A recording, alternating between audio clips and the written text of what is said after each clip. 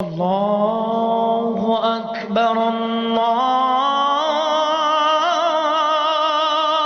اکبر۔ بسم اللہ الرحمن الرحیم۔ اللہم صلی علی محمد وعلی آل محمد۔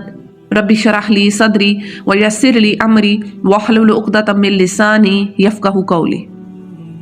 السلام علیکم ورحمۃ اللہ تعالیٰ سسٹرز، آج انشاءاللہ ہم سورہ آل عمران کی آیت نمبر 37 سے آنورڈ اسٹڈی کرنے جا رہے ہیں، اور آج کے لیکچر میں ہم پڑھیں گے کہ کس طرح اللہ تعالیٰ نے حضرت مریم علیہ السلام کو حضرت زکریہ کی جو ہے کفالت میں دیا، اور پھر حضرت یحییٰ علیہ السلام کی پیدائش سے ریلیٹڈ جو تذکرہ ہے وہ بھی ہم اسٹڈی کریں گے۔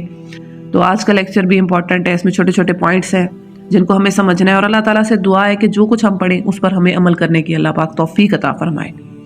اللہ ہمیں وہ علم دے جو عمل کی صورت اختیار کرے۔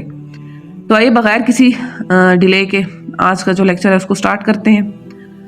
اعوذ باللہ من الشیطان الرجیم، بسم اللہ الرحمن الرحیم۔ فتقبلہا ربہا، تو قبول کیا اس کو اس کے رب نے، بقبول حسن، اچھی طرح سے قبول کیا، وانبتہا، اور پھر بڑھایا اس کو، نباتا حسنا، اچھی طرح بڑھانا، یعنی حضرت مریم علیہ السلام کو اللہ تعالیٰ نے جو ان کی والدہ نے منت مانی تھی، اللہ تعالیٰ نے ان کی منت قبول کی، اور پھر حضرت مریم علیہ السلام کی جو ہے وہ پرورش کی اچھے طریقے سے۔ وکفلہا زکریہ، اور حضرت مریم علیہ السلام کو زیر کفالت میں دیا حضرت زکریہ علیہ السلام کے۔ کلما دخل، جب کبھی وہ داخل ہوا، یعنی حضرت زکریہ علیہ السلام کے متعلق ہے کہ جب بھی وہ داخل ہوتے، علیہا، حضرت مریم علیہ السلام پر، زکریہ المحراب، جب کبھی حضرت زکریہ علیہ السلام جو ہے وہ حضرت مریم علیہ السلام کے جو محراب یعنی ان کے کمرے میں، اچھا یہ محراب وہ والا محراب نہیں ہے جو ہمارے ہم مساجد میں ہوتے ہیں، محراب یہ جو محراب ہے یہ تو حضرت عمر بن عبدالعزیز کے دور کے بعد جو ہے یہ بنائے گئے ہیں سیکیورٹی ایشوز کے لیے۔ اس سے پہلے جو ہے نا وہ محراب بیسکلی کہا جاتا ہے کمرے کو، تو جس کمرے میں حضرت مریم علیہ السلام جو ہے وہ عبادت کرتی ہیں، اعتکاف میں بیٹھی ہوتی، تو جب بھی اس کمرے میں حضرت زکریہ علیہ السلام داخل ہوتے تو کیا ہوتا، آگے پڑھیں گے۔ وجد عندہا رزقا، تو وہ اس کے پاس پاتے رزق، وجدہ ہے کہ وہ پاتے، اندہا اس کے پاس رزق پاتے، یعنی جب بھی وہ حضرت مریم علیہ السلام کے کمرے میں داخل ہوتے تو وہاں پہ بے موسمی پھل پڑے ہوتے، یعنی out of the seasonal fruits پڑے ہوتے۔ اچھا رزق جو ہے نا، اس میں جو ہے رزق مادی رزق بھی ہو سکتا ہے اور روحانی رزق بھی ہو سکتا ہے، یعنی ان کے پاس علم ہوتا، دونوں چیزیں اس میں ہو سکتی ہیں۔ تو پھر اس پر وہ حضرت زکریا علیہ السلام نے کیا ارشاد فرمایا، قال یا مریم انا لکی ھذا، تو حضرت زکریا علیہ السلام کہنے لگے کہ اے مریم یہ کہاں سے آئی ہیں تیرے پاس، یعنی یہ فروٹ، یہ پھل جو ہیں، یہ بے موسمی پھل تمہارے پاس کہاں سے آ گئے ہیں۔ جیسے کہ آج کل کی ڈیٹ میں، آج کل تو خیر اس چیز کو سمجھنا تھوڑا مشکل ہے کیونکہ ہمیں آؤٹ آف دا سیزن بھی جو ہے وہ فروٹس مل رہے ہوتے ہیں، لیکن پھر بھی ان کا ٹیسٹ وہ نہیں ہوتا، ٹیسٹ میں ڈفرینٹ ہوتا ہے، مطلب انسان کو ڈفرینٹ لگ رہا ہوتا ہے ان کا ٹیسٹ، ہم کہتے ہیں نا کہ out of the season fruit ہے تو اس کا مزہ نہیں ہے۔ تو اللہ جل شانہ نے اپنی بندی کو جو ہے وہ بے موسمی پھل عطا کرتے تھے جب وہ اپنے کمرے میں ہوتی، تو حضرت زکریا علیہ السلام جن کی ذمہ داری تھی ان کو کھلانے کی، وہ ان کی کفالت میں تھی نا، تو جیسے ہی وہ ان کے کمرے میں جاتے، جب کبھی، بلکہ ایک دفعہ نہیں، یعنی کہ یہ ہمیشہ ایسا ہوتا کہ جب بھی وہ ان کے کمرے میں جاتے ہیں تو دیکھتے کہ آگے بے موسمی پھل پڑے ہوئے ہیں، یعنی حضرت زکریا علیہ السلام سوچتے کہ میرے اوپر ان کی کفالت کی ذمہ داری ہے، تو میں دیکھتا ہوں تو ان کے پاس تو خود سے جو ہے نا پھل اور ایسے جو ہے نا کھانے پینے کی چیزیں موجود ہوتی ہیں۔ تو وہ حضرت مریم علیہ السلام سے پوچھتے ہیں کہ مریم یہ تمہارے پاس کہاں سے آ جاتے ہیں، یہ کیسے تمہارے پاس آتے ہیں؟ تو اس پر حضرت مریم علیہ السلام کیا ارشاد فرماتی ہیں، سنیے گا۔ قالت هو من عند اللہ، تو وہ کہتی ہیں کہ یہ جو ہے میرے رب کی طرف سے ہے، یعنی حضرت مریم علیہ السلام نے کہا کہ یہ جو ہیں یہ میرے رب کی طرف سے ہے، میرا رب مجھے دیتا ہے، ان اللہ یرزق من یشاء بغیر حساب، بے شک اللہ جس کو چاہتا ہے بغیر حساب کے رزق دیتا ہے۔ یعنی حضرت زکریا علیہ السلام حضرت مریم سے پوچھ رہے ہیں کہ بیٹی یہ کہاں سے آئی ہیں تمہارے پاس، یہ ساری چیزیں کہاں سے آئی ہیں؟ تو حضرت مریم علیہ السلام کیا کہہ رہی ہیں کہ یہ میرے رب کی طرف سے ہیں، میرا رب مجھے کھلا رہا ہے، پلا رہا ہے، اور بے شک اللہ جسے چاہے بے حساب رزق دے دیتا ہے۔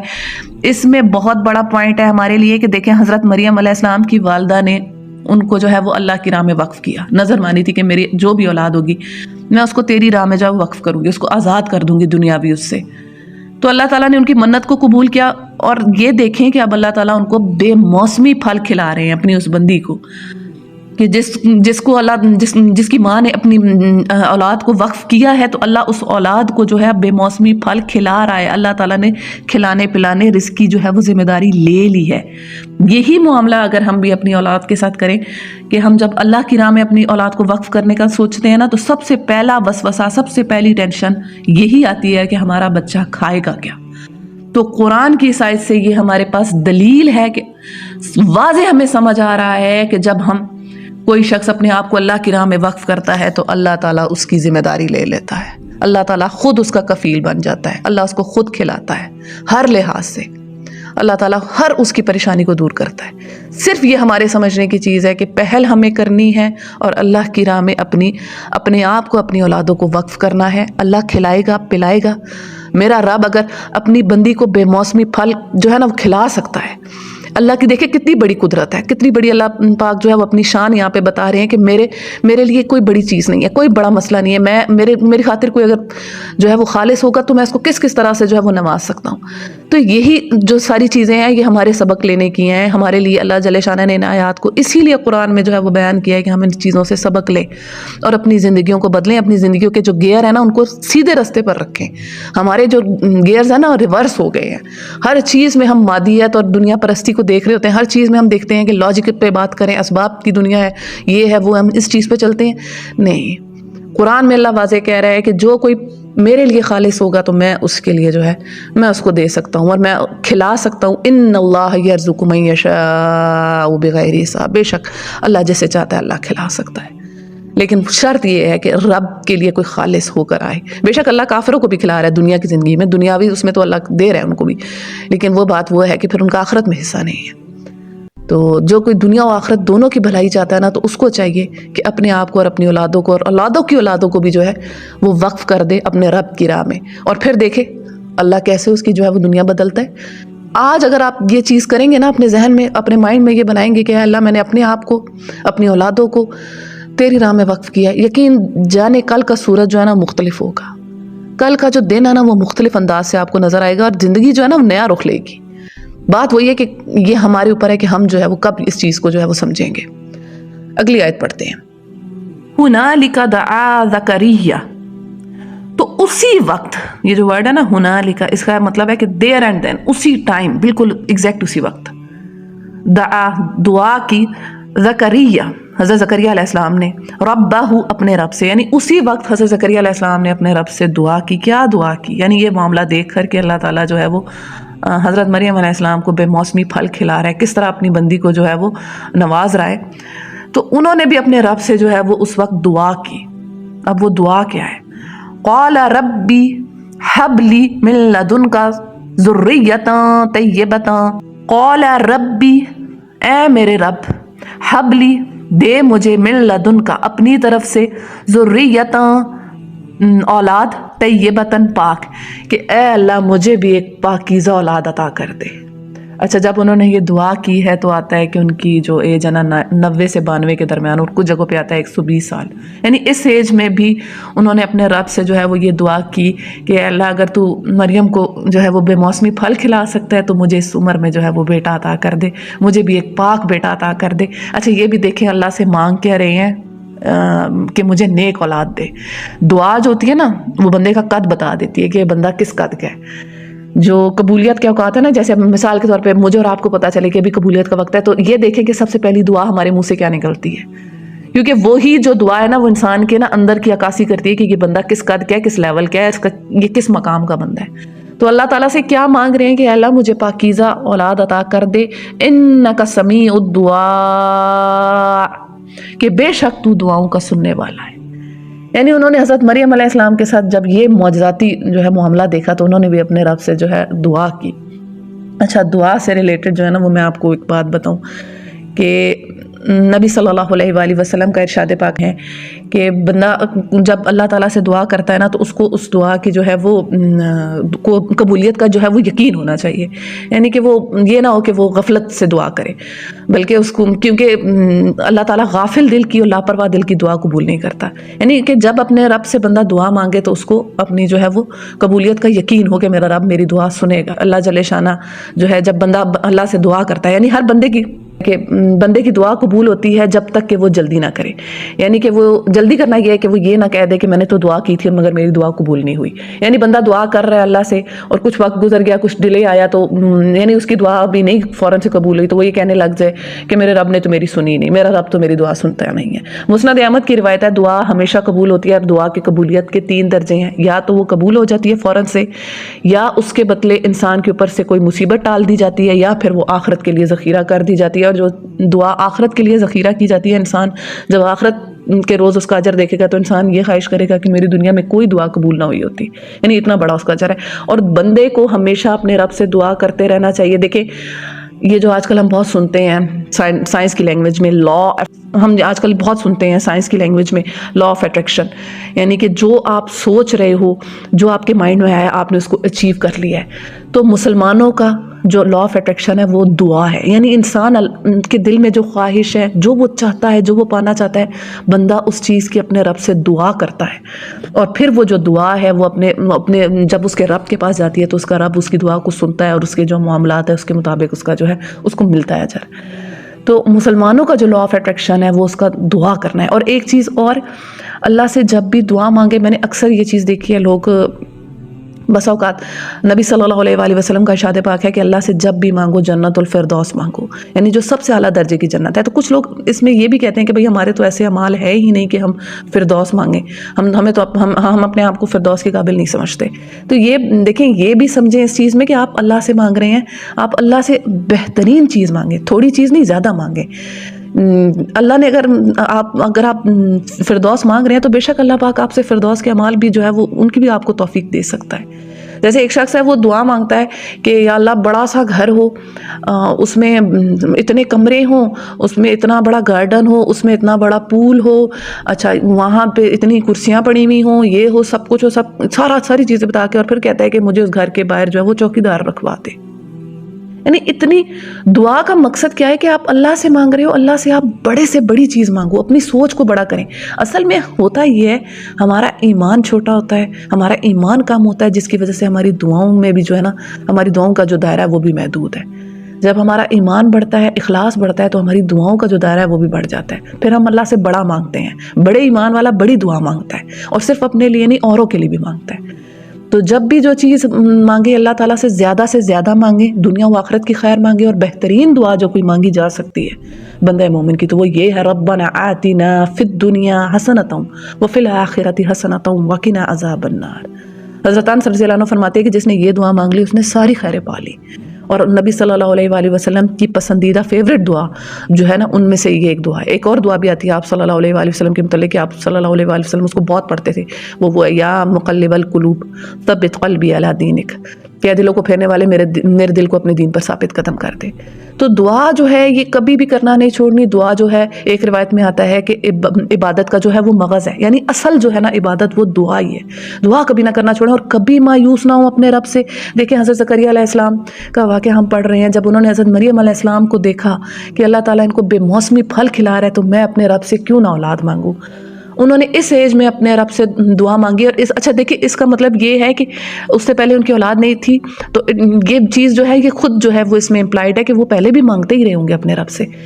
تو ظاہر سی بات ہے اولاد کی خواہش تو ہر ایک کے اندر ہوتی ہے۔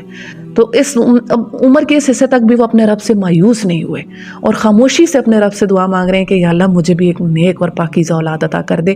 یہ بھی ایک بہت سمجھنے کی چیز ہے کہ اللہ تعالیٰ سے ہم اولاد مانگتے ہیں۔ جب بھی عورتیں جو ہیں وہ حاملہ ہوتی ہیں، اکثر یہ سنا جاتا ہے کہ بھئی ہم یہ پڑھ رہے ہیں، فلاں صورت پڑھ رہے ہیں کہ بچہ خوبصورت ہو، یہ ہو، وہ ٹھیک ہے، وہ چیزیں وہ بھی چلے سمجھ آتا ہے، خوبصورتی بھی ایک ذات بات اللہ کی نعمت ہے، مگر اصل چیز کیا ہے کہ اولاد نیک ہو، پاک اور پاکیزہ اولاد اللہ سے مانگنی ہے۔ اپنی ترجیحات کو ہم نے سیٹ کرنا ہے۔ ایک بزرگ کا قول ہے کہ نافرمان اولاد سے بہتر ہے کہ عورتیں سانپ پیدا کریں۔ غور سے سنیے گا، نافرمان اولاد سے بہتر ہے کہ عورتیں سانپ پیدا کریں، کیونکہ سانپ جو ہے وہ ان کو صرف دنیا میں ڈسے گا، نافرمان اولاد تو ان کی دنیا و آخرت کو ڈس جائے گی، دنیا و آخرت برباد کر دے گی۔ تو یہ بھی ہمارے سمجھنے کی چیز ہے کہ اللہ تعالیٰ سے پاک اولاد، پاک جو ہے نا وہ ذریت جو ہے وہ اللہ تعالیٰ سے مانگنی ہے، اور خیر مانگیں اپنے لیے، اللہ تعالیٰ سے رحم، فضل اور کرم مانگا کریں۔ دنیاوی جو چیزیں ہم ان کو جو ہے وہ بہت زیادہ اوپر کرتے ہیں، ان کو بہت زیادہ ترجیح دیتے ہیں، ہمیں یہ چاہیے، اتنا چاہیے، ہمارا بچہ ایسا ہو، اتنا کمائے، اتنا پیسہ ہو اس کے پاس، اور اللہ تعالیٰ سے یہ مانگتے ہی نہیں ہے کہ وہ نیک ہو، صالح ہو، ہمارے لیے نفع بخش ہو، اور مخلوق کے لیے وہ نفع بخش ہو۔ تو یہ ساری وہ چیزیں ہیں، اور ہمیشہ اپنے آپ کو یہ دیکھے گا قبولیت کے اوقات میں ہمارے منہ سے کیا دعا نکلتی ہے۔ ہر بندہ اپنے آپ کو یہ دیکھے کہ جب مجھے دعا کی قبولیت کا لمحہ پتہ چلا ہے، کہ مثال کے طور پہ ابھی دعا کی قبولیت کا لمحہ ہے، تو میں اس وقت کیا مانگوں گا۔ یقین مانے جب بھی ایسے اوقات ملا کرے نا، تو پوری امت کی خیر مانگا کرے، پوری امت کے لیے بخشش مانگا کریں، اپنے لیے خیر مانگیں، دنیا و آخرت کی بھلائی مانگیں، نیک اولاد مانگیں، اللہ تعالیٰ سے رحم اور کرم مانگیں۔ بے شک یہ جو چیزیں ہیں نا، اس میں ساری چیزیں انسان کو مل جاتی ہیں۔ تو یہ چھوٹی چھوٹی چیزیں ہیں جو ہم لوگوں نے ڈسکس کی ہیں۔ اور دوسرا سب سے جو امپورٹنٹ بات ہے کہ اللہ تعالیٰ سے کبھی مایوس نہ ہوں، اور دعا مانگنا کبھی نہ چھوڑیں، کبھی بھی نہ چھوڑیں، کیونکہ اللہ تعالیٰ کو وہ بندہ پسند ہے جو اس سے مانگتا ہے۔ اللہ اس بندے سے ناراض ہوتا ہے، یہ حدیث کا مفہوم ہے، اللہ اپنے اس بندے سے ناراض ہوتا ہے جو اس سے دعا نہیں مانگتا۔ دنیا میں تو ہم کسی سے مانگے تو ایک دن مانگیں گے، اگلے دن اس بندے کا منہ بنا ہوتا ہے کہ آج پھر مانگنے آ گئے، لیکن اللہ جل شانہ کا یہ معاملہ ہے کہ جب بندہ اس سے دعا نہیں مانگتا، اس کے آگے نہیں اپنی التجا کرتا، تو اللہ تعالیٰ بندے سے ناراض ہوتا ہے کہ میرا بندہ مجھ سے مانگ کیوں نہیں رہا۔ تو دعا مانگنا کبھی نہ چھوڑیں، کبھی کوئی دعا بھی آپ مانگ رہے ہو، کسی بھی دنیاوی ریلیٹڈ بھی کوئی دعا ہے آپ کی، تو اس پر آپ یقین رکھو، اپنے رب کی کامل اپنے رب پر آپ کا کامل یقین ہونا چاہیے کہ میرا رب میری دعا کو قبول کرے گا، اور یقیناً میرا رب اس دعا کو جو ہے وہ قبول فرمائے گا، اور میرے رب میرے لیے اس فیصلے پر جو ہے وہ کلمہ کن کرے گا۔ قبولیت کا یقین کبھی نہ چھوڑیں، اور کبھی مایوسی نہ لائیں، کیونکہ مایوسی جو ہے وہ شیطان کا دروازہ کھولتی ہے۔ تو یہ چھوٹی چھوٹی چیزیں ہیں جن کو ہم نے سمجھنا ہے، اور اللہ تعالیٰ سے ہمیشہ جو ہے وہ دعا کرتے رہنا ہے۔ اور دعا کی قبولیت کے کچھ اوقات ہیں، وہ بھی میں آپ کے ساتھ جو ہے وہ بریفلی جو ہے وہ میں آپ کے سامنے رکھ دیتی ہوں۔ مثال کے طور پر رات کا جو آخری تہائی حصہ ہوتا ہے، اس میں دعا قبول ہوتی ہے۔ اذان اور اقامت کے درمیان جو ہے وہ دعا جو ہے وہ قبول ہوتی ہے۔ سجدے کی حالت میں، فرض نماز کے بعد، جمعے کے دن ایک خاص گھڑی ہوتی ہے، اس میں بھی دعا جو ہے وہ قبول ہوتی ہے۔ بارش کے وقت ہوتی ہے۔ اچھا، اسی طرح لیلۃ القدر، رمضان کا مہینہ بھی آنے والا ہے، تو لیلۃ القدر میں جو ہے وہ دعا وہ بھی قبول ہوتی ہے۔ یوم عرفہ کی دعا قبول ہوتی ہے۔ سفر کی حالت میں دعا قبول ہوتی ہے۔ بیماری کی حالت میں دعا قبول ہوتی ہے۔ اگر آپ کسی بیمار کو دیکھنے گئے ہو تو وہاں بھی اگر آپ اس شخص سے کہو گے تو اس کی دعا بھی آپ کے حق میں جو ہے وہ قبول ہوتی ہے۔ اور بس یہ ہے کہ اللہ تعالیٰ سے ہر وقت جو ہے وہ امید جو ہے وہ رکھنی ہے، اور اللہ تعالیٰ سے حسن ظن رکھنا ہے۔ بے شک اللہ اپنے بندے کے ساتھ وہی معاملہ کرتا ہے جو بندہ اس کے بارے میں گمان کرتا ہے۔ اور ایک اور پوائنٹ جو اس آیت سے ہے وہ بھی میں چاہتی ہوں کہ ہم لوگ ڈسکس کریں، کہ دیکھیں جب حضرت زکریا علیہ السلام نے حضرت مریم علیہ السلام کے پاس بے موسمی پھل دیکھے، تو سب سے پہلے اگر ہمارے ساتھ ایسا ہو، مثال کے طور پہ ہم اپنی کسی فرینڈ کے گھر جاتے ہیں اور اس کے پاس کوئی ایسی انہونی چیز، معجزاتی چیز دیکھیں، یا کوئی دنیاوی لحاظ سے بھی کوئی اچھی چیز دیکھیں، تو پہلا ریئیکشن ہمارا کیا ہوتا ہے؟ سب سے پہلا ریئیکشن ہمارا یہ ہوتا ہے کہ فل آن ہمیں ساڑ اٹھتی ہے، یعنی حسد سے جو ہے نا وہ ہم جل اٹھتے ہیں کہ اللہ تو نے یہ نعمت اس کو دی ہوئی ہے، میرے پاس تو یہ نہیں ہے، اور انتہائی مایوسی کی کیفیت، انتہائی دل میں بدخیالی سی کہ بس میرے پاس نہیں ہے، ہر ایک کے پاس ہے۔ تو میں اس پر آپ کو آپ صلی اللہ علیہ وآلہ وسلم کا ارشاد پاک سناتی ہوں۔ صحیح بخاری کی یہ روایت ہے 1344 کہ آپ صلی اللہ علیہ وآلہ وسلم نے ارشاد فرمایا کہ مجھے تمہارے بارے میں یہ ڈر نہیں ہے کہ تم لوگ میرے بعد شرک کرنے لگو گے، بلکہ مجھے یہ ڈر ہے کہ تم لوگ دنیا حاصل کرنے میں نا ایک دوسرے سے رغبت کرنے لگو گے، یعنی ایک دوسرے سے آگے بڑھنے کی تمہارے اندر جو ہے وہ آگ لگ جائے گی، ایک دوسرے سے آگے جو ہے وہ تم لوگ چاہو گے کہ میں ایسے آگے نکل جاؤں، میں اس سے آگے نکل جاؤں، سب سے اوپر جو ہے وہ میرا نمبر ہو، سب سے زیادہ جو ہے وہ میرے پاس لگژریز ہو، تو یہ خواہش تمہارے اندر آ جائے گی۔ اور اسی طرح آپ صلی اللہ علیہ وآلہ وسلم کا ارشاد پاک ہے کہ تمہارے اندر، بہت غور سے سنیے گا اس روایت کو، میں جب بھی کبھی اس روایت کو سنتی ہوں نا تو رونگٹے کھڑے ہو جاتے ہیں، کہ آپ صلی اللہ علیہ وآلہ وسلم کا ارشاد پاک ہے، جامع ترمذی کی یہ روایت ہے کہ تمہارے اندر پچھلی امتوں کی ایک بیماری آ گئی ہے۔ کون سی بیماری؟ وہ حسد اور بغض کی بیماری ہے، یعنی ایک دوسرے سے تم لوگ حسد اور بغض کرنے لگے ہو، اور یہ مونڈنے والی ہے۔ کیا ہے؟ مونڈنے والی ہے۔ میں یہ نہیں کہتا کہ یہ سر کے بالوں کو مونڈنے والی ہے، بلکہ یہ دین کو مونڈنے والی ہے۔ یعنی جب کوئی بندہ حسد کرتا ہے، حسد کی حالت میں ہوتا ہے، تو وہ اپنے دین کو مونڈ رہا ہوتا ہے۔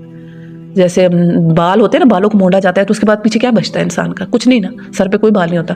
اسی طرح جب کوئی انسان حسد کر رہا ہوتا ہے تو اس کا دین مونڈ رہا ہوتا ہے، وہ اپنے دین کو جو ہے وہ ختم کر رہا ہوتا ہے۔ وہ کسی سے جب بغض رکھ رہا ہوتا ہے تو وہ اپنے دین کو ختم کر رہا ہوتا ہے۔ اسی طرح آپ صلی اللہ علیہ وآلہ وسلم کا ارشاد پاک ہے سنن نسائی کی یہ روایت ہے 3111 کہ آپ صلی اللہ علیہ وآلہ وسلم نے ارشاد فرمایا کہ بندے کے دل میں حسد اور ایمان جمع نہیں ہو سکتے. اب یہ روایت بھی غور سے سنیے گا کہ بندے کے دل میں حسد اور ایمان جمع نہیں ہو سکتے، یعنی کہ کوئی بندہ ہو اس کے دل میں اگر حسد ہے تو پھر ایمان نہیں ہے، اور اگر ایمان ہے تو پھر وہ حسد نہیں کرے گا کسی سے. تو اب ہم ہر ایک، میں دیکھوں آپ دیکھیں، ہر ایک بندہ اپنے آپ کو دیکھے کہ کیا اس کے دل میں دوسروں کے لیے کیا جذبات ہیں، عوام الناس کے لیے اس کے دل میں کیا فیلنگز ہیں، وہ دوسروں کے لیے کیا رکھتا ہے، کیا وہ اس کے دل میں خیر خواہی ہے یا وہ دوسروں کے لیے جو اس کے دل میں حسد جو ہے وہ آتی ہے. اور آپ کو میں ایک بات بتا دوں، شیطان نے سب سے پہلا جو گناہ کیا تھا وہ حسد کا تھا. حسد کی تھی اس نے حضرت آدم علیہ السلام سے کہ مجھے ایک چیز کیوں نہیں ملی. اللہ کی تقسیم پر انسان جب ناراض ہے، حسد کا مطلب یہ کہ آپ اللہ کی تقسیم سے خوش نہیں ہیں.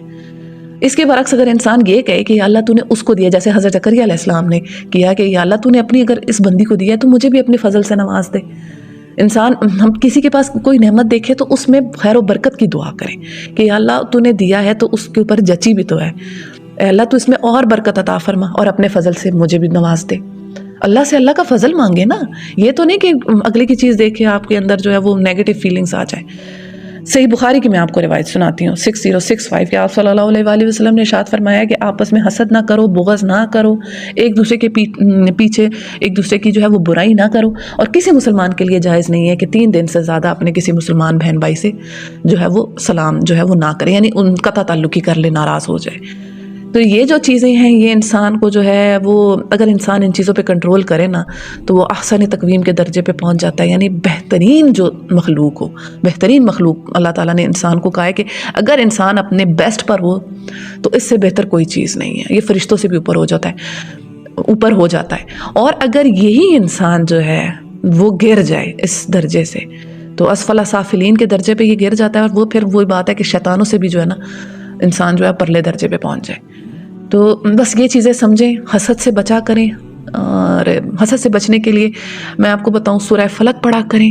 اچھا، اور دوسروں کے لیے نا ہمیشہ اپنے اندر جو ہے وہ خیر خواہی کا جذبہ رکھیں، دل کو بڑا کریں، دل گردہ بڑا رکھیں اپنا، کہ کسی کو اللہ تعالیٰ نے دیا ہے تو بے شک اللہ تعالیٰ کو پتہ ہے کہ کس کو کیا چیز دینی ہے، اور اللہ تعالیٰ سے اللہ کا فضل مانگے کہ اللہ تو نے اس کو دیا ہے مجھے بھی دے دے، اس کی نعمت میں بھی برکت ڈال دے، مجھے بھی عطا کر دے اپنے فضل سے. یہ جو چیز ہے اس کو اللہ تعالیٰ نے پسند کیا ہے، لیکن یہ چیز نہیں کہ کسی کی چیز دیکھ کر انسان جو اپنے آپ پہ سے باہر ہو جائے.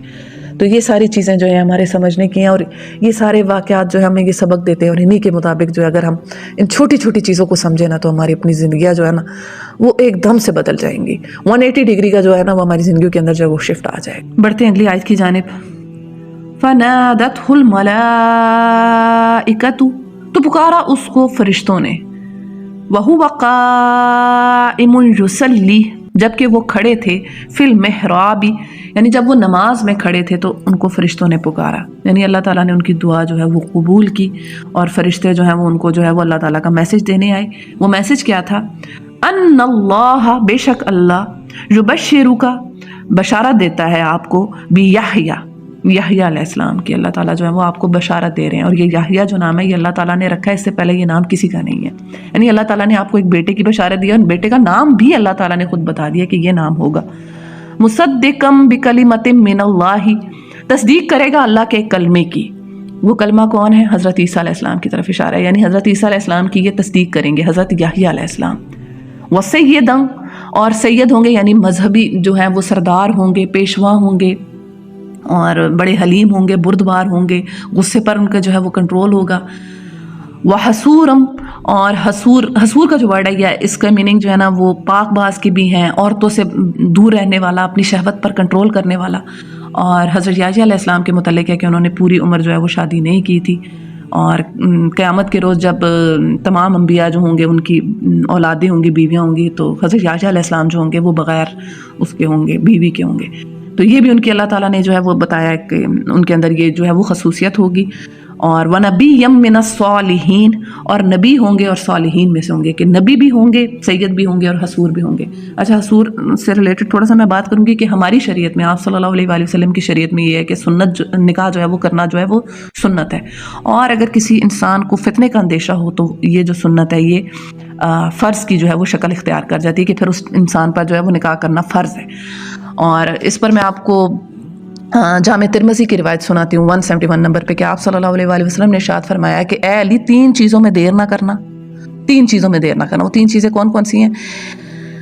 نماز جب کہ اس کا وقت آ جائے، اور جنازہ جب کہ وہ تیار ہو جائے، اور عورت بیوہ یا کنواری لڑکی کا جب تمہیں جوڑ مل جائے تو ان کے نکاح میں جو ہے وہ دیر نہ کرنا. ان 3 چیزوں میں کبھی جو ہے وہ تاخیر نہ کرو.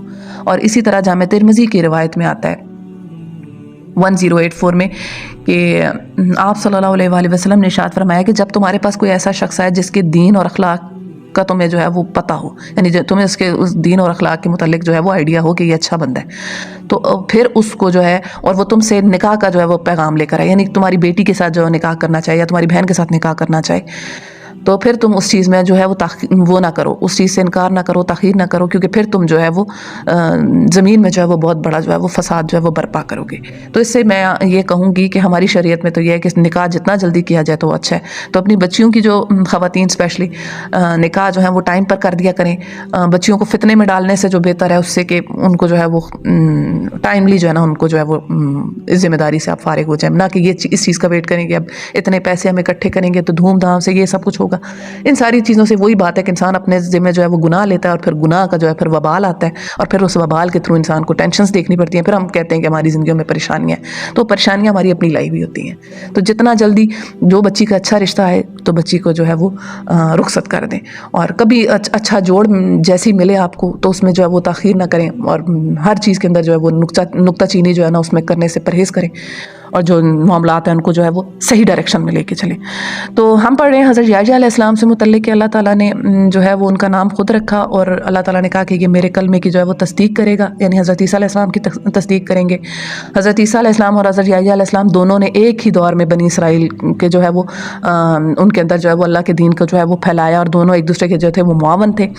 اور حضرت یحییٰ علیہ السلام کے متعلق آ رہا ہے کہ وہ سید ہوں گے، مذہبی پیشوا ہوں گے، اور حصور ہوں گے، عورتوں سے بھی جو ہے وہ بچنے والے ہوں گے.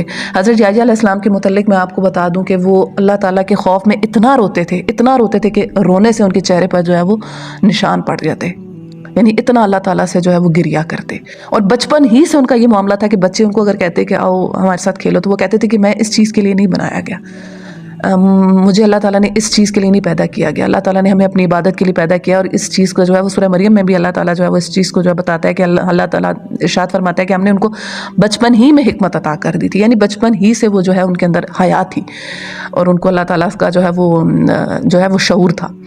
اور حضرت یحییٰ علیہ السلام کے متعلق یہ ہے کہ جب انہوں نے اس وقت کا جو بادشاہ تھا اس نے ایک محرم رشتے کے ساتھ شادی کرنا چاہیے، غالباً آتا ہے اپنی بھتیجی کے ساتھ جو ہے اس نے شادی کرنا چاہیے، تو اس کے اوپر اس نے جو ہے وہ بڑا اس کے وہ ریئیکشن اٹھا کہ اپنے محرم رشتے سے شادی کرنا چاہتا ہے. تو حضرت یحییٰ علیہ السلام نے جو ہے وہ اس پر جو ہے وہ تورات کا قانون انہیں بتایا کہ محرم رشتوں کے ساتھ جو ہے وہ شادی نہیں کی جا سکتی. تو اس پر جو بادشاہ اس کو بھی غصہ آیا، اور جو وہ لڑکی تھی اور کچھ جگہوں پہ آتا ہے ڈانسر تھی، تو اس نے بھی جو ہے وہ اس نے کہا کہ میں اب تب شادی کروں گی جب یحییٰ کا سر جو ہے وہ میرے سامنے قلم کر کے جو ہے وہ رکھا جائے گا.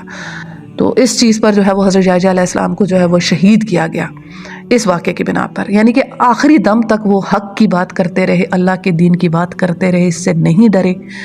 اور ان کے زہد اور تقوی جو ہے نا ان کی پوری زندگی جو ہے وہ اس سے عبارت ہے کہ اتنا. ایک بار حضرت زکریا علیہ السلام آپ کو ڈھونڈ رہے حضرت یحییٰ علیہ السلام کو، تو انہوں نے ان کو قبر کے کنارے پایا اور کہنے لگے کہ یحییٰ تم کیا کر رہے، کہاں تھے، میں تمہیں ڈھونڈ رہا تھا. تو کہتے ہیں کہ وہ رو رہے قبر کے کنارے کھڑے حضرت یحییٰ علیہ السلام. تو انہوں نے کہا کہ حضرت زکریا علیہ السلام نے کہا کہ بیٹا تم کیوں رو رہے ہو؟ تو اس پر وہ کہنے لگے کہ ابا جان آپ ہی نے تو کہا ہے کہ جنت اور جہنم کے درمیان ایک گھاٹی ہے جس میں سے وہی شخص گزرے گا جو اللہ کے خوف میں رونے والا ہوگا. تو یہ سن کر حضرت زکریا علیہ السلام بھی رونے لگے، یعنی اللہ سے اتنے ڈرنے والے، اتنا خوف رکھنے والے، اور اپنے آپ کو فلی اللہ کی راہ میں جو ہے انہوں نے اللہ کے اس میں کبھی جیسے ہم پڑھ رہے ہیں کہ وہ حصور، عورتوں سے دور رہنے والے، یعنی کہ کوئی ان کے اندر یہ نہیں کہ کوئی بیماری معاذ اللہ، یہ تو ظاہر سی بات ہے خامی ہوتی ہے، خرابی ہوتی ہے انسان کے اندر، ایسی کسی جسمانی عیب سے اللہ کا جو نبی ہے وہ دور ہوتا ہے. یعنی ان سب چیزوں کے باوجود وہ اللہ تعالیٰ سے اتنے تھے کہ زہد اور تقویٰ ان کا اتنا تھا کہ اللہ اکبر، انسان بس یہی سوچ ہی سکتا ہے کہ یہ اللہ تعالیٰ کے وہ کیسے نبی تھے. تو بہرحال پھر ان کو اس طرح سے جو ہے وہ شہید کیا گیا. اور پھر جو ہے وہ اس کے بعد اور دوسرا ایک اور چیز کہ نبی تھے تو ان کو جو ہے وہ شہید کیا گیا. اگر رسول ہوں تو اس پر ظاہر سی بات ہے اللہ تعالیٰ کا یہ وہ ہے کہ کتب اللہ لأغلبن انا ورسولی، کہ اللہ تعالیٰ نے یہ بات طے کر دی ہے کہ میرا اور میرا رسول جو ہے وہ غالب آ کریں گے. یعنی رسول کو جو ہے وہ شہید نہیں کیا جا سکتا، نبی جو ہے اس کو جو ہے وہ شہید کیا جا سکتا ہے. تو بہرحال ایسے معاملے پر ان کو جو ہے وہ شہادت ملی تھی. تو یہ آج ہم آیات کو یہیں پر روکتے ہیں. آگے ہم پڑھیں گے کہ حضرت زکریا علیہ السلام اللہ تعالیٰ سے کہیں گے کہ میری اولاد کیسے ہو سکتی ہے، میں تو بوڑھا ہوں، میری بیوی بانجھ ہے. تو یہ سارے واقعہ جو ہے وہ ابھی آگے چل رہا ہے، لیکن ہم جو ہے وہ یہیں پر اپنے اس لیکچر کو روکتے ہیں. تو آج کے لیکچر کے جو ہمارے لیے جو لیسنز ہیں وہ کیا کیا ہے. سب سے پہلا لیسن تو یہ ہے کہ اللہ تعالیٰ سے دعا مانگنی نہیں چھوڑنی. اللہ تعالیٰ سے اخلاص کے ساتھ ہم نے دعا مانگنی ہے، دنیا و آخرت کی خیریں مانگنی ہے.